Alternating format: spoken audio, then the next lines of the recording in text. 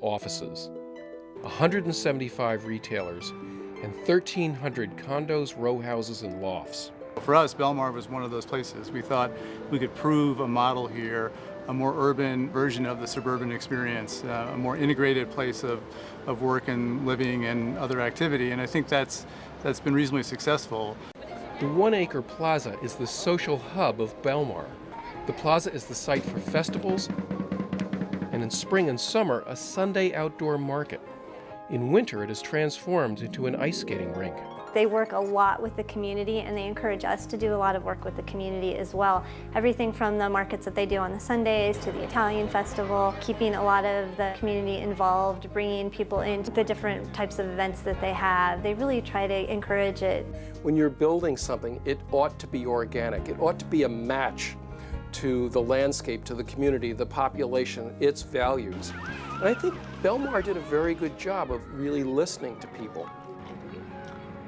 Dedicated to energy use reduction and responsible use of natural resources, Belmar used the green building criteria to guide the design and development of many of the buildings in the project. The solar panel array on the roofs of the parking garages supplies power that will offset a portion of Belmar's total energy consumption. Those who live and work in Belmar are quick to sing its praises. Belmar was a neat chance to be part of this community, especially because this block they developed as part of their master plan to be all working artists, because they felt that having an arts presence in this bigger master plan was, it's kind of like the soul of a community. Here, it's not a big deal if my husband and I both get home from work and we say, let's go out to eat, let's go to the gym. We just walk there. We have company now, and last night we walked to Ben & Jerry's for an ice cream cone. We don't have to get in the car for everything. One of the reasons that we chose this location was because as a new business, we needed a womb-like environment. Because people live here and work here and play here, we have a constant, steady stream of customers. For us, really having the arts part of the sort of master plan, I think is really good for the health of the soul. And I think that's really important and why we're involved out here.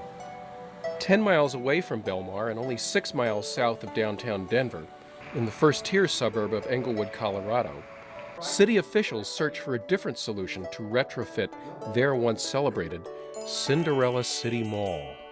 The mall was one of the fabulous pieces of Englewood's history. It was the largest mall west of the Mississippi. It was really one of the first prototypes of malls. And everybody from Wyoming to Utah to Nevada would come to Colorado just to see Cinderella City. It was, I believe, 1.3 million square feet, 260 stores, and all the parking that goes with that.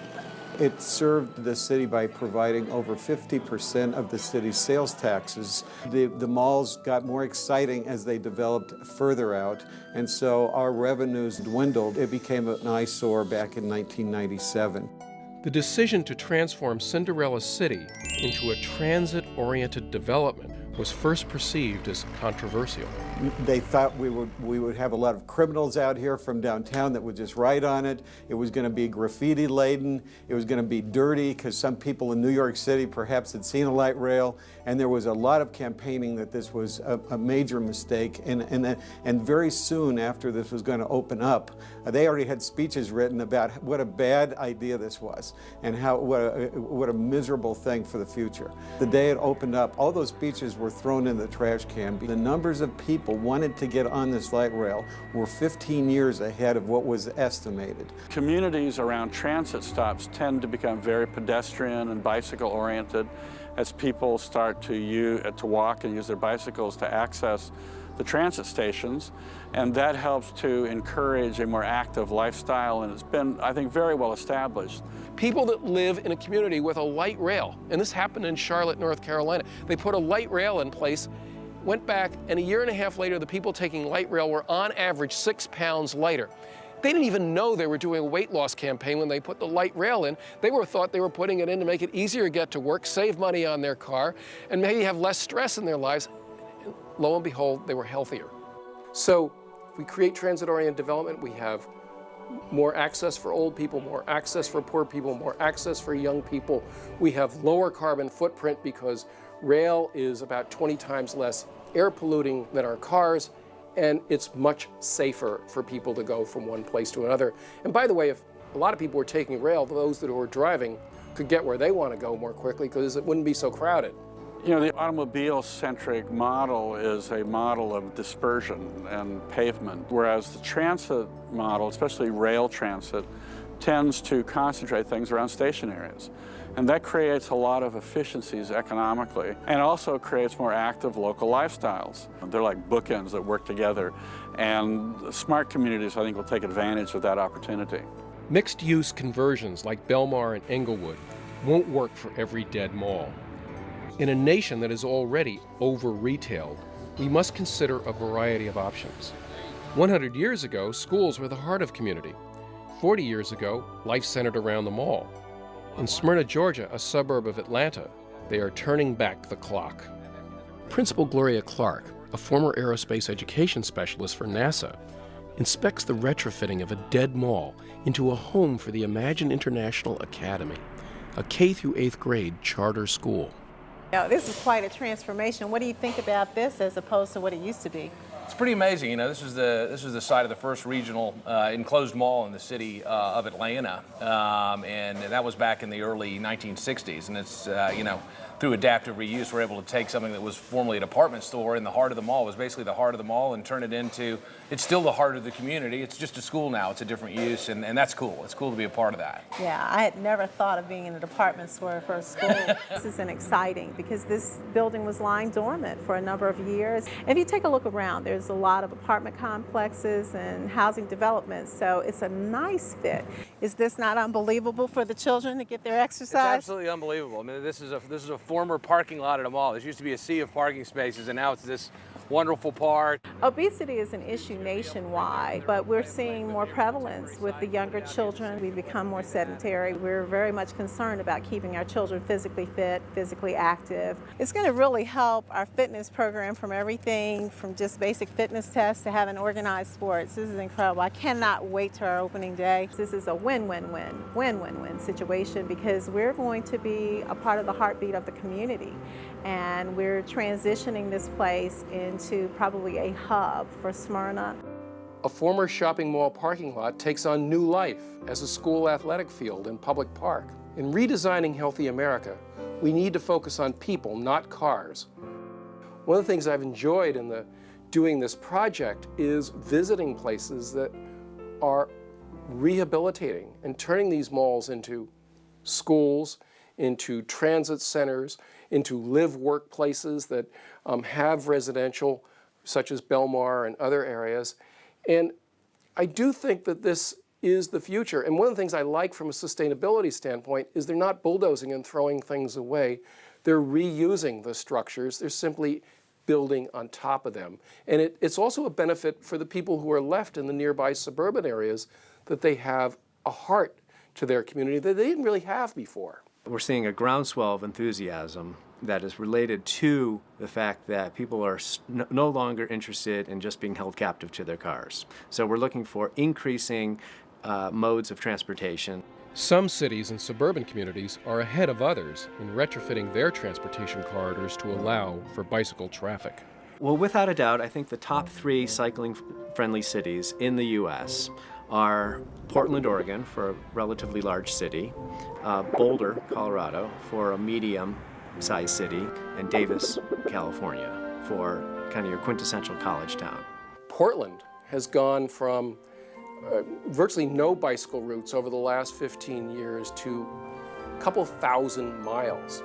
And the number of people bicycling has gone up 15-fold. It's typical at a business meeting to have a businessman or woman come in bicycle gear.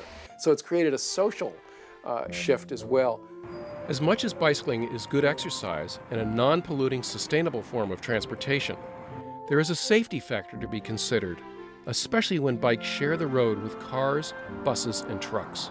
We often put the bicycle route right next to the parked cars, and every one of my students that bicycles talks about being doored And what they mean is a driver has opened the door just as they were going along the bicycle route.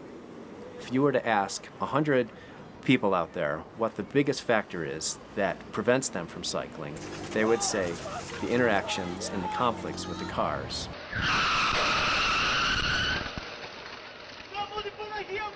I mean, here are the people doing exactly what we want them to do, not pollute, not cause crowding, exercise, and yet we make their lives almost impossible.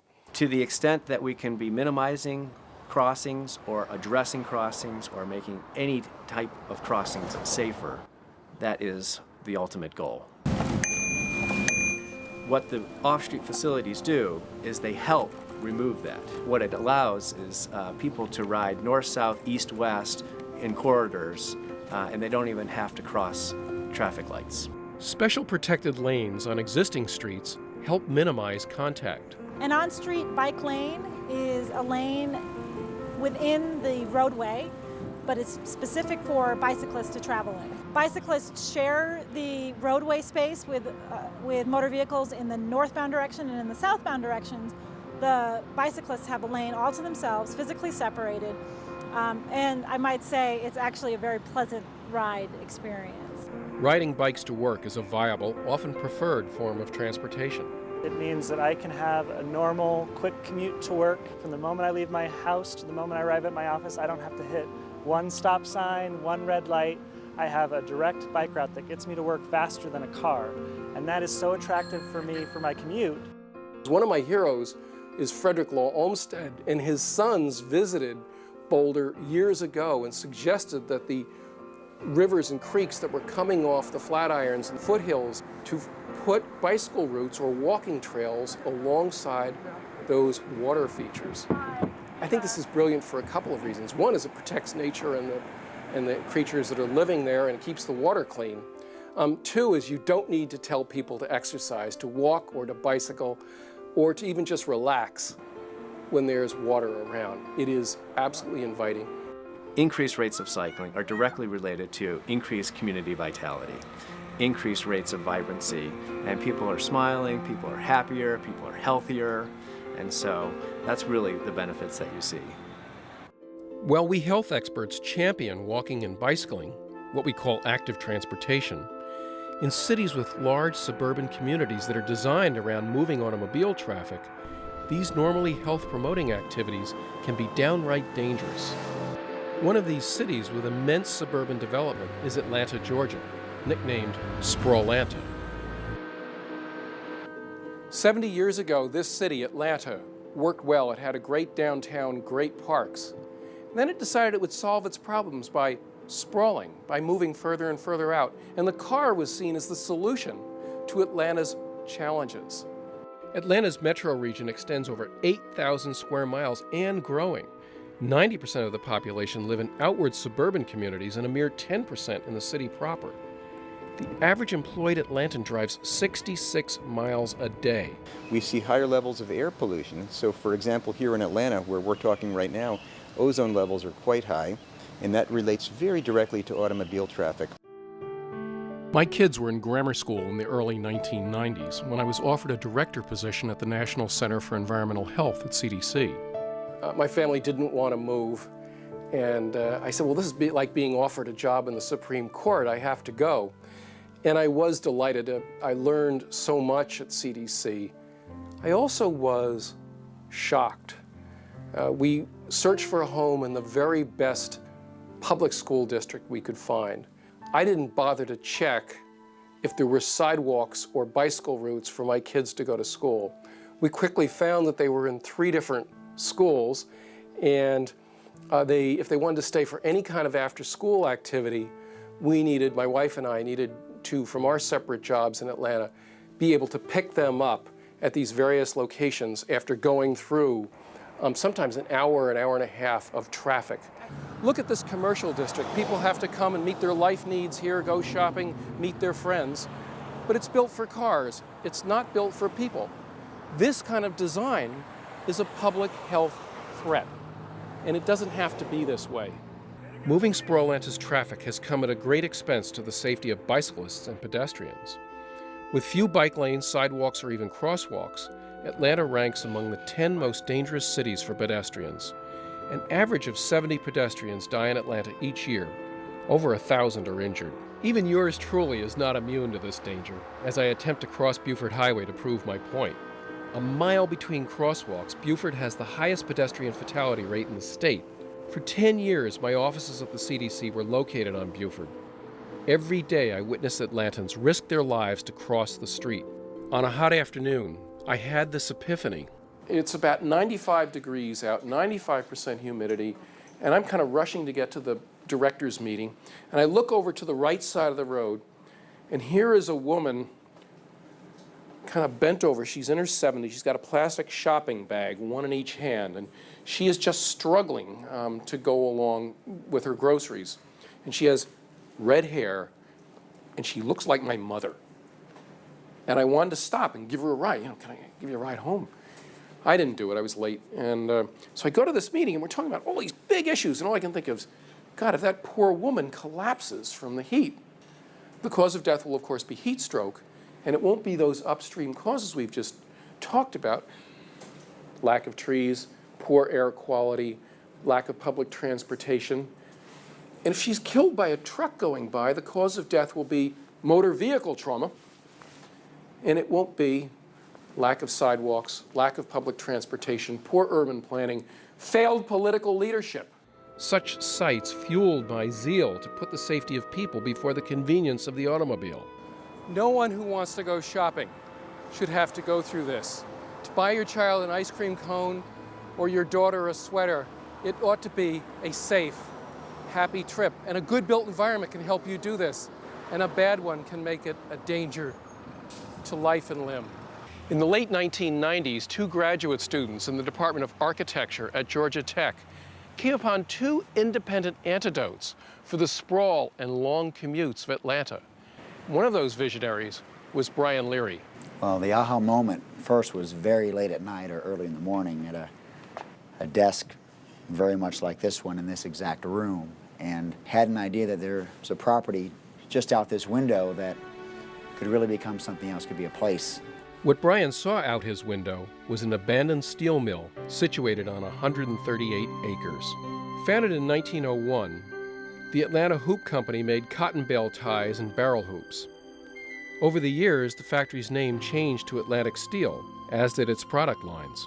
By 1997, most of its operations had been shut down due to foreign and domestic competition. Only a busy interchange separated the site from the heart of downtown Atlanta. Brian saw the urban eyesore as an opportunity. Atlanta's in-town renaissance is upon us. The redevelopment of Atlanta's Midtown Atlantic Steel property into a mixed-use community offering the best commercial, residential, and entertainment space in the region will provide the people of Atlanta with an exciting new place to live, work, and play. This is my master's thesis. Thankfully, my mentor, Catherine Ross, who was my advisor during this, felt it was good enough to pass. Dr. Catherine Ross, Brian's professor at Georgia Tech College of Architecture, remembers the experience. There are lots of master's theses and papers on my shelf. Not all of them has translated to something that we call the Atlantic Station Project. I'm very blessed to be, I guess, at the right place at the right time, and had some folks who obviously had more experience and a heck of a lot more money than me just to give me the opportunity to be involved. In 1998, the site was purchased for about $76 million to be developed into what is now Atlantic Station. Brian's college thesis made real at an estimated cost of nearly $2 billion. The project was risky, ambitious, and Brian was determined to get all the details right. The goal is to not reinvent the wheel. If you try to reinvent the wheel, you end up underneath it many times. And so we went around the country and looked at great urban places and tried to figure out why they work. And so to build a community that over time could be one of the largest cities in the state of Georgia if it stood by itself, we had to add 100 years of infrastructure. And infrastructure isn't just roads and sewers and sidewalks and buildings. That infrastructure is community infrastructure, it's quality of life infrastructure, it's green space. Having a cafe that has good coffee and knows you by name is part of the infrastructure, in our opinion. great cities have great streets, great sidewalks, and if you create the infrastructure, you create the opportunity in the built environment for people to do something different than driving by themselves, even in a place like Atlanta that loves their car, we thought people would change their behavior. And they might actually like the opportunity of walking to work, walking to lunch, doing errands on foot, or getting rid of their car altogether and using one of our share cars here they can check out by the hour. And it turns out people are responding. Somebody that's entering into retirement, this is the perfect community. It's the one-stop shop, and that's what I was looking for. It's fun, it's hip, you know, being a young person in Atlanta, it's just a great place to be. Just being able to walk places and not have to worry about driving is the biggest reason why we decided to move here. It used to be the great American dream is to own your own home. Think about now the great American dream to own your own town. Brian feels fortunate that his college thesis was allowed to take root and blossom. At the end of the day, we're in the memory-making business, okay? If people can have an authentic experience here with friends and family and new people that they get to meet in a diverse environment with good architecture, safe sidewalks, and an opportunity to get out of their car, then we've actually done something good here. The idea that Brian Leary, working with his professor, Catherine Ross, could develop a vision like Atlantic Station and really give the paddles and restart the heart of Atlanta was remarkable to me. And that another young person could imagine that even Olmsted would be proud of. The second innovative concept to leap from the mind of a graduate student at Georgia Tech